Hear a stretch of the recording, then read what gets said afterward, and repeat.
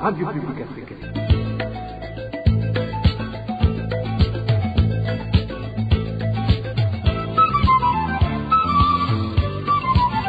Radio Publique Africaine.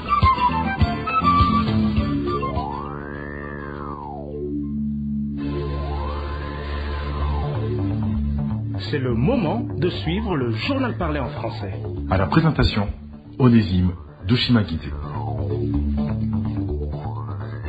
Bonjour fidèles auditeurs de la Radio Publique Africaine, bienvenue à ce rendez-vous d'actualité de ce samedi 12 juin 2021, dont voici les principaux titres.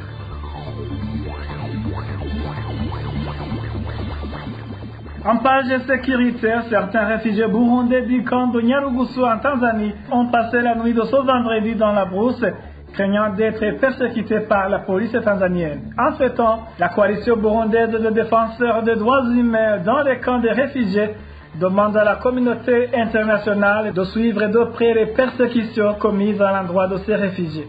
Une Burundaise recrutée en Arabie Saoudite est introuvable depuis 7 mois. Sa famille craint pour sa sécurité. Et en page de gouvernance, divergence entre les dirigeants de la SOSUMO et le gouvernement sur le fonctionnement de cette société sucrière. Voilà pour le sommaire.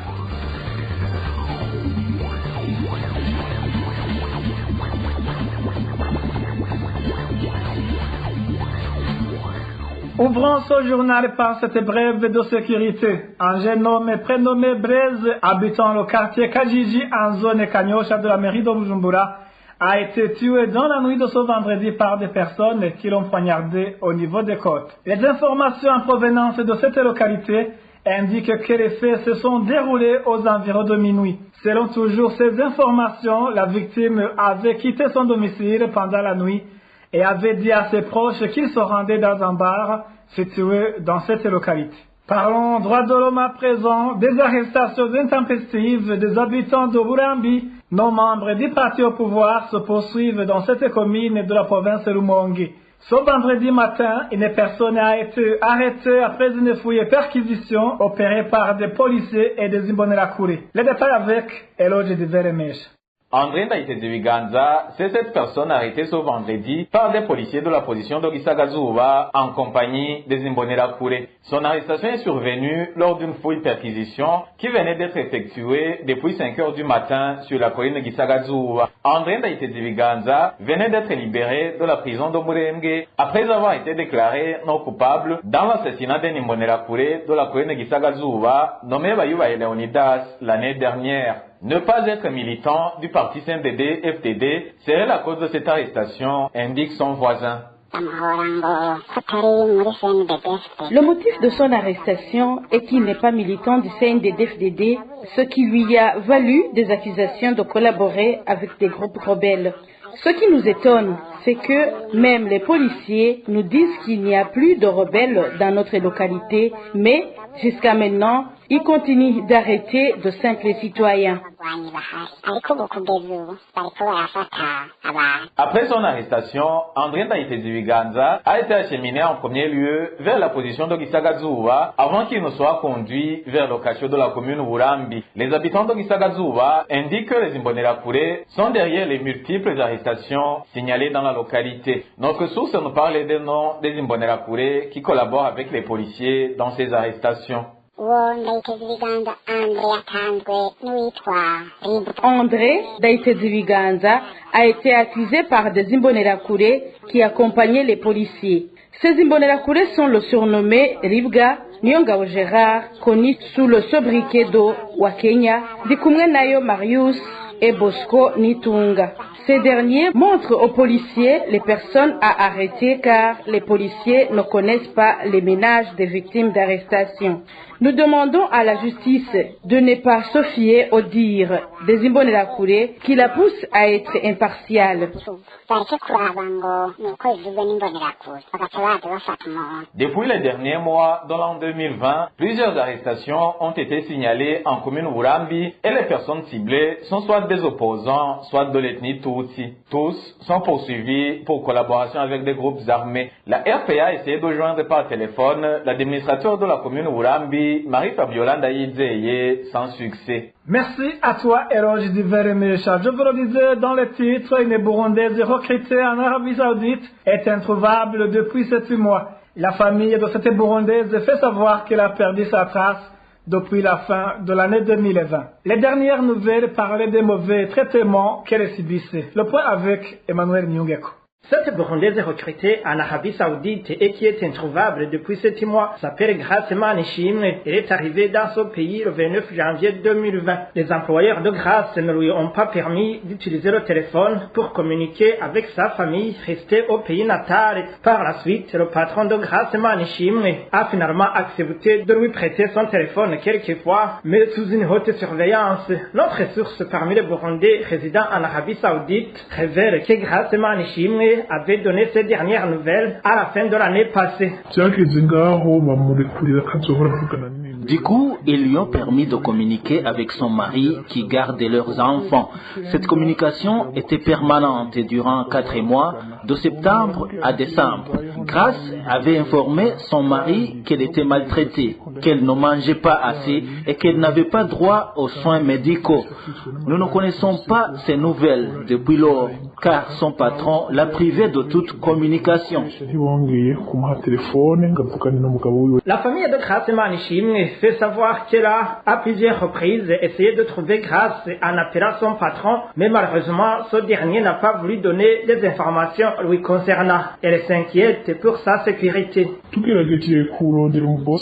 Nous avons essayé de joindre son patron et ce dernier nous a affirmé qu'elle est vivante.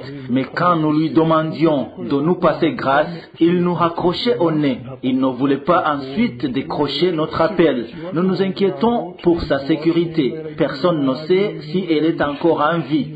Nous sommes vraiment fatigués. La représentation du Burundi en Arabie Saoudite affirme être informée sur la situation de Grace Manishimwe, mais qu'elle s'exprimera lundi après avoir parlé avec son employeur. Merci à toi aussi, Emmanuel Nyungeko. Une courte pause. On aborde le chapitre réfugiés de ce journal. Certains réfugiés burundais du camp de Nyarugusu en Tanzanie n'ont pas dormi chez eux dans la nuit de ce vendredi. Ils avaient peur d'être persécutés pendant la nuit par la police tanzanienne, comme c'était le cas dans la journée. Le point avec Emile Nilasumba. La sécurité était toujours alarmante dans le camp de Nyarugusu dans la journée de vendredi. Les réfugiés burundais protestaient contre les résultats des élections de leurs représentants, arguant qu'ils ont été inversés. Selon eux, c'est Albert Augustin qui a gagné les élections, mais les responsables tanzaniens du camp ont annoncé le contraire, insistait-il. Au cours des protestations, la police tanzanienne a tiré à balles réelles et a lancé des gaz lacrymogènes. Le climat était tendu durant toute la journée de vendredi. Notre source indique que plusieurs réfugiés ont passé la nuit à la Belle Étoile suite à cette insécurité. On avait très peur pendant cette nuit. Nous étions très inquiets. Les hommes, les femmes et les enfants, personne n'a passé la nuit à l'intérieur de la maison. Mais ce matin, ça semble calme. Un réfugié burundais serait mort. Plusieurs autres réfugiés ont été arrêtés par la police tanzanienne depuis ce jeudi. Un policier tanzanien a également été blessé par la machette lorsque les policiers étaient en train de piller dans des maisons des réfugiés. Un autre policier s'est blessé après s'être tiré dessus par mégarde dans la nuit de ce vendredi lorsqu'il descendait du véhicule. Les policiers venaient d'arrêter des réfugiés. Ce policier blessé par balle est admis dans une structure de santé du camp de Nyarugusu. Les autres policiers auraient commencé à divulguer les rumeurs selon lesquelles il a été blessé par les réfugiés burundais, ce que rejettent ces derniers. Actuellement, personne ne sait où se trouve Albert Augustin, le réfugié qui aurait gagné les élections selon les réfugiés de Nyarugusu. La rédaction de la RPA a essayé de joindre les responsables de la police tanzanienne sans y parvenir. Le refus catégorique par l'ancien chef du camp de Nyarugusu d'un plan de rapatriement forcé des réfugiés de ce camp serait à l'origine de l'organisation des élections qui ont mal tourné ce mercredi. Des élections qui avaient pour objectif de substituer ce responsable à ce poste par un autre qui serait favorable à ce plan. Les détails avec Elvis Nyomungeri. Cet ancien chef du cadre Nyarugusu est un Burundais du nom d'Albert. Une source de la RPA d'Asoka indique que ce soit les Burundais ou les Congolais qui vivent d'Asoka, tous étaient pour la reconduction d'Albert à ce poste. Albert a toujours été un bon chef et s'est toujours soucié de leur bien-être. Un leadership qui a par ailleurs failli lui coûter la vie, comme en témoigne ce Burundais réfugié dans le dit camp. Nous tous, Burundais et Congolais, voudrions que l'ancien chef du camp du Nodo Albert remporte ces élections. Ce dernier s'est donné corps et âme pour que les réfugiés burundais ne soient pas rapatriés de force en refusant les papiers lui présentés. Il a même été tabassé et torturé pour ça, mais il est resté campé sur sa position. Constant qu'Albert refusait des injonctions pour l'objet des réfugiés burundais et congolais, les autorités tanzaniennes ont vite organisé les élections.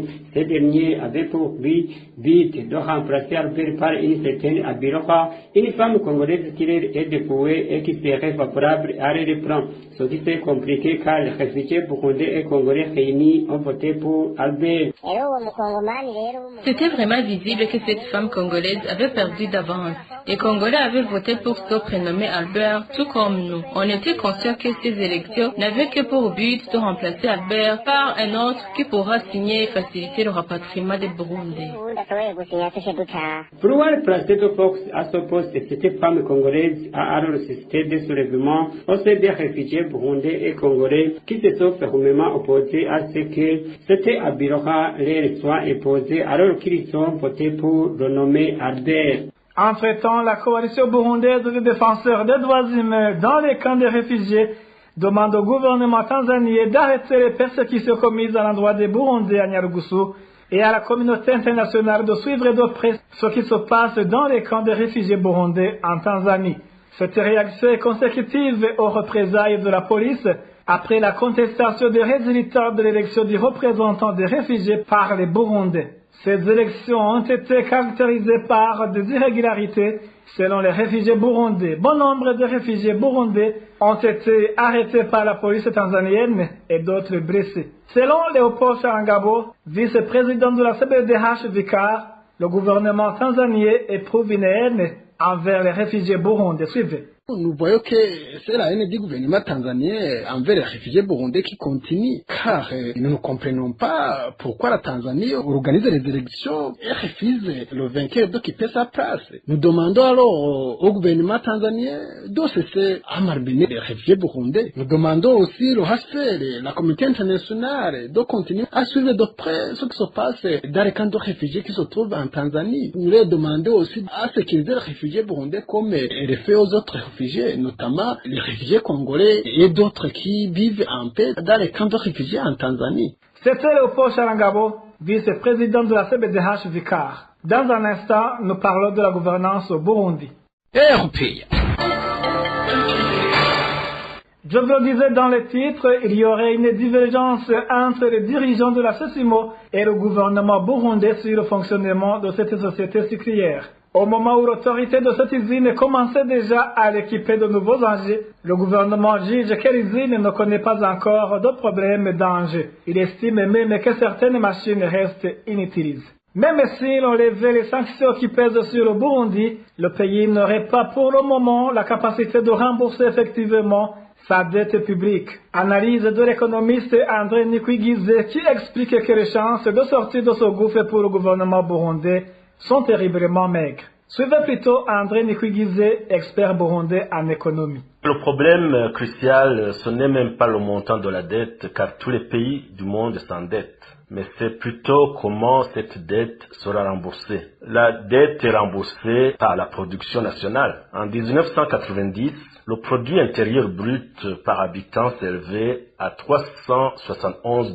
Aujourd'hui, son niveau a baissé jusqu'à $202 par habitant. Cela veut dire que le Burundais est plus pauvre qu'il y a 30 ans. Deuxième indice, depuis 2016, quand certains partenaires de développement du Burundi ont décidé de réduire ou suspendre suspendre de nouveaux concours au Burundi, la situation est devenue extrêmement difficile. Premièrement, c'est qu'aujourd'hui, la dette publique représente plus de 52% du produit intérieur brut. Et le Fonds monétaire recommande de ne pas dépasser 35%. Cela veut dire que même si demain les sanctions prises contre le Burundi étaient élevées, mis à part l'allègement de la dette consécutif aux effets de la Covid-19, pour lequel le Burundi va bénéficier d'environ 7 600 000 $, le Fonds monétaire a déjà retenu que le Burundi n'est pas éligible pour de nouveaux emprunts. Deuxièmement, sur base des recettes d'exportation des biens et services, le Burundi ne consacre que 5% au remboursement du service de la dette. Et le Fonds monétaire recommande un minimum de 10%. Cela veut dire que les exportations du Burundi sont faibles et nous ne pourrons pas rembourser la dette extérieure. Le spécialiste André Nikwigizé précise également que si le gouvernement du Burundi n'élaborait pas de stratégie pour améliorer la production nationale, la situation économique continuera à être plutôt catastrophique. Encore une fois, l'économiste André Nikwigizé. De toute la dette publique, 70% est la dette intérieure, c'est-à-dire une dette auprès des institutions bancaires et financières du Burundi. Là également, la question est de savoir comment cette dette intérieure sera remboursée si le Burundi ne fait rien pour augmenter la production nationale. Et enfin, le dernier aspect, c'est que la question de fond, c'est l'utilisation des ressources, aussi bien intérieures qu'extérieures, pour la production. Aujourd'hui, l'État du Burundi est arrivé à un niveau où il s'endette pour rembourser la dette, et non pas pour produire, et non pas pour affecter des ressources pour la production. Cela veut dire que d'ici demain, l'État du Burundi ne sera pas en mesure de rembourser les crédits auprès des banques et des institutions financières, de rembourser les crédits contractés auprès de l'extérieur, des institutions financières extérieures, de financer le fonctionnement minimum des services essentiels. Malheureusement, ça serait la faillite de l'État. Il est par conséquent temps de réagir si ce n'est pas trop tard. Je pense qu'il faut d'abord bien utiliser les ressources intérieures avant de penser à aller demander à l'extérieur des dons ou des prêts. Accepter de serrer la ceinture en réduisant les dépenses publiques, en revoyant l'allocation de quelques ressources fiscales et en donnant priorité au secteur de production, en particulier l'agriculture et les secteurs d'exportation. Deuxième mesure qu'il faudrait prendre, c'est faire la chasse aux ressources détournées par les responsables publics et les affecter au développement du pays. Troisièmement, c'est d'arrêter cet endettement effréné intérieur, car il est vraiment néfaste pour l'économie. Et enfin, pour le futur, il faut négocier des dons et non pas des crédits. La population de la commune Ruhororo, province Ngozi, dénonce les mauvais services rendus par les infirmiers du centre de santé Ruhororo. Ces habitants indiquent que le personnel soignant n'est pas suffisant pour prendre en charge tous les malades qui viennent en grand nombre se faire soigner. Aimable Nishimwe pour plus de détails. Ce centre de santé pointé du doigt par la population est situé au chef-lieu de la commune de Ruhororo en province Ngozi. Les malades qui viennent se faire soigner indiquent qu'un seul infirmier est disponible alors que les malades sont très nombreux. Ceux qui font recours aux 10 centres de santé sont obligés de rentrer tard dans la nuit. Un seul infirmier s'occupe de tous les malades à ce centre, que ce soit les enfants, les adultes. Il s'occupe en plus de tout ce qui est vaccination. Les malades qui se font soigner viennent très tôt le matin et rentrent vers 21h ou plus. Malheureusement, le responsable de ce centre ne semble pas préoccupé par cette situation car il passe plus de temps dans ses activités champêtres. Pire encore, révèlent les mêmes sources, les malades se voient également insultés en plus de recevoir un mauvais service. Les infirmiers parfois insultent les malades qui viennent à ce centre de santé. L'exemple le plus récent est celui d'une femme qui était sur le point d'accoucher. Au lieu de lui venir en aide, un certain Désiré, infirmier à ce centre de santé, s'est moqué de lui et lui a demandé pourquoi elle faisait recours à un si petit centre de santé. C'est vraiment honteux. Les habitants de Ruhororo demandent aux personnes habilitées de résoudre cette question dans les meilleurs délais pour le bien des malades. Nous n'avons pu joindre les responsables du centre de santé de Ruhororo pour donner des éclaircissements. Eh bien, merci à toi aussi, aimable Nishimwe. Certains enseignants de la 9e année de l'école fondamentale dénoncent le favoritisme dans le choix de ceux qui corrigent le concours national. Selon le journal La Voix des enseignants, ces enseignants indiquent que certains d'entre eux participent dans cette correction toutes les années alors que d'autres ne sont jamais recrutés. Eric Nyonzima nous fait le point. L'exemple donné par des enseignants des classes de la 9e année est celui du choix des enseignants qui corrigent le concours national de la 9e année fondamentale édition 2021. Les enseignants indiquent que les listes n'ont pas été portées à la connaissance des intéressés avant le début du travail, selon le journal La Voix de l'enseignant. Certains l'ont appris par message téléphonique juste au début alors que la correction était déjà en cours. Certains enseignants ont parcouru la ville de Bujumbura à la recherche du centre de correction pour pouvoir faire son travail. Selon toujours le journal La Voix de l'enseignant. Cependant, ceux qui n'ont pas été retenus sont frustrés et se demandent pourquoi il y en a qui participent à la correction toutes les années et les autres jamais alors qu'ils remplissent les conditions. Ils suspectent que certains corrompent la commission de sélection et voudraient la transparence dans le choix des enseignants. La réglementation de ce travail est fixée par une ordonnance selon la voix des enseignants. Les correcteurs sont choisis parmi ceux qui prestent en classe de 9e année selon toujours ce journal. La commission devrait établir les critères de choix, surtout le numéro matricule. À chaque liste devrait être annexée la liste de 5 réservistes. Toutes ces listes devraient être communiquées à temps. Au cas contraire, la commission aurait d'autres spéculations, précise toujours La Voix de l'enseignant. La correction du concours national de certification et d'orientation après la 9e année, édition 2021, a débuté mardi et a pris fin ce vendredi. Elle s'est déroulée dans 3 centres, à mairie de Bujumbura, au centre de formation professionnelle de Kigobe, à l'école technique secondaire de Kamenge et au lycée Skepaz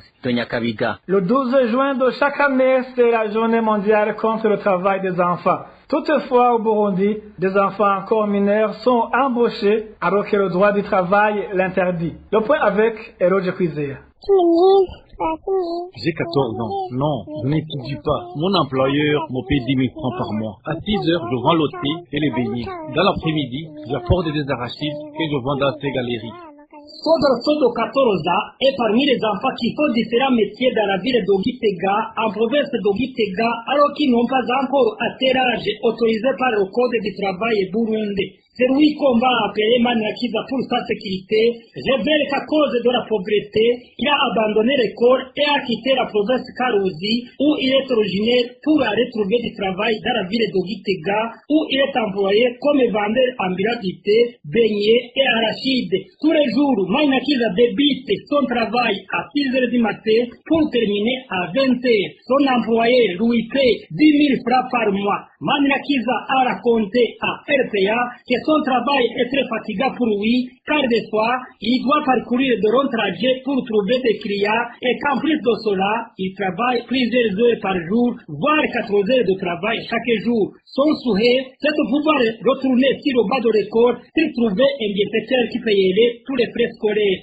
Ce garçon qui travaille encore très jeune est l'image de milliers d'enfants au Burundi qui sont obligés de travailler comme vendeurs ambulants, domestiques, travailleurs dans les champs ou gardiens de vaches, ainsi que d'autres travaux pénibles, ce qui est pourtant défendu par le Code du travail du Burundi. L'UNICEF indique que le travail des enfants reste persistant dans le monde et qu'estime que 160 millions d'enfants sont obligés de travailler dans le monde. Parmi eux, 79 millions d'enfants effectuent des travaux dangereux mettant directement en danger leur santé, leur sécurité et leur développement moral. L'UNICEF indique aussi qu'avec la pandémie de Covid-19, l'effectif de ces enfants pourrait augmenter à moins que des mesures urgentes ne soient prises. La pauvreté serait l'une des principales causes qui poussent les enfants à se lancer à la recherche de tel ou tel autre travail. C'est du moins l'avis de David Ninganza, l'un des défenseurs des droits des enfants au Burundi. David Ninganza trouve toutefois qu'il y a la part des parents dans cet état de choses. David Ninganza, un des défenseurs burundais des droits des enfants. Le travail des enfants est un constat qui est là au Burundi, comme ailleurs dans tous les autres pays. C'est la raison pour laquelle la célébration de la journée mondiale contre le travail des enfants est là. C'est pour rappeler à tout le monde le devoir de protéger l'enfant contre toutes sortes de violences. Pour le Burundi, nous avons remarqué qu'il y a des enfants qui travaillent à bas âge. Pourquoi tout d'abord? Il faut penser sur les causes profondes c'est la pauvreté. Quand les enfants n'ont pas de quoi manger, quand les enfants traversent une situation difficile, c'est là où ils décident d'aller embrasser la carrière de travailler avant l'âge. L'autre défi, c'est la négligence des parents. Il y a des parents qui démissionnent, il y a des parents qui ne remplissent pas le rôle d'éduquer leurs enfants. Et les parents qui préfèrent que c'est l'enfant qui se défend au lieu que les parents prennent la responsabilité, le devoir d'aider, le devoir d'assurer la survie, le devoir d'assurer l'éducation, le devoir de garantir la santé à l'enfant. D'autres causes, c'est aussi la loi qui est la quinaire, parce que jusqu'à aujourd'hui, la loi régissant le travail informel jusqu'au Burundi et des textes qui montrent qui emploie l'enfant avant l'âge et pourquoi et comment réprimer cela. D'autres causes, même si l'école est gratuite, l'école n'est pas obligatoire. Il faut que l'école soit obligatoire. Il faut qu'il y ait âge minimum scolaire obligatoire pour que l'enfant soit scolarisé. Toutefois, selon David Ninganza, il y a une loi qui interdit certains travaux pour les enfants. Encore une fois, David Ninganza. Il faut que les gens sachent que l'enfant constitue un patrimoine. Patrimoine national, patrimoine familial. Tout n'est pas exploiter l'enfant et penser que nous aurons d'autres développements. Bien sûr que nous avons avancé. Quand vous allez dans le secteur industriel, vous n'allez pas trouver des enfants qui sont là. C'est vraiment à féliciter. Et les Burundais ont compris, que ce soit dans le télécole, que ce soit dans le café, dans la culture du café, et vous n'allez pas trouver qu'il y a des enfants dedans. C'est-à-dire qu'ils ont compris que la loi nationale peut les interdire de ne pas décider sur le prix de leur production si une fois ils emploient les enfants. Quand un enfant passe toute la journée en train de vendre les arachides, les œufs et autres choses et rentre dans les heures avancées à 23 heures aux yeux de tout le monde, vous comprenez que c'est toute la communauté qui est concernée. C'est toute la communauté qui est concernée pour ne pas laisser l'enfant continuer comme ça. Il suffit que la communauté décide d'abandonner cela. Et que la police aussi, parce que nous avons eu la chance d'avoir une police des mineurs. Je n'ai jamais vu quelqu'un qui présente une plainte à la police des mineurs contre l'exploitant de l'enfant et qu'on n'a pas vraiment pensé à arrêter ce délinquant. C'est la raison pour laquelle j'invite tous les Burundais, en cas de constat que quelqu'un est en train d'employer un enfant, de saisir la police des mineurs, de saisir le ministère public. Cela va réduire sensiblement à ce fléau. Sinon... Au sud du pays, l'effectif des enfants qui étaient souvent utilisés dans des activités de pêche au bord du lac Tanganyika a diminué. Les administratifs à Rumongue ont essayé d'éradiquer ce comportement. Le point avec Marie-Ange Irakoze. Les enfants de la province Rumongue travaillaient pour les pêcheurs sur les rives du lac Tanganyika pour gagner un peu d'argent. C'était souvent à cause de la pauvreté dans leur ménage. Pour le moment, comme l'indique la source de la RPA dans cette localité, ces enfants ont regagné leur ménage. Certains ont aussi retrouvé leur vie normale. Certains enfants allaient auprès des pêcheurs pour chercher du travail à cause de la pauvreté dans leur ménage. Pour le moment, ils ont regagné leur ménage. Certains parmi eux sont à l'école. Ils n'ont pas pu avoir d'autres activités. Même ceux qui cherchaient à garder le bétail d'autrui n'ont pas été engagés par les éleveurs. Selon toujours notre source au sud du pays, les administratifs ont éradiqué ce comportement. La situation est à un stade avancé. Un enfant qui est habitué à être sur le bord du lac Tanganyika, ce n'est pas n'importe quelle somme d'argent qui peut le satisfaire. Les enfants ne déambulent plus ici au port de pêche de Muguruka. Les administratifs ont pris une décision de lutter contre ce comportement. Les chefs collinaires, les responsables locaux, ainsi que les responsables du port de pêche, tout le monde a lutté contre cette délinquance. Rappelons que ces enfants travaillaient dur en nettoyant les matériels utilisés par ces pêcheurs, en leur préparant de quoi manger, ainsi que d'autres travaux. Ça fait déjà 2 ans que ces activités ont été bannies par les autorités locales de ces localités. Merci à toi aussi Marie-Ange. Merci mesdames et messieurs de nous avoir prêté oreille attentive. C'est parti que prend fait ce journal. Je vous souhaite de passer un beau week-end à tous. Au revoir.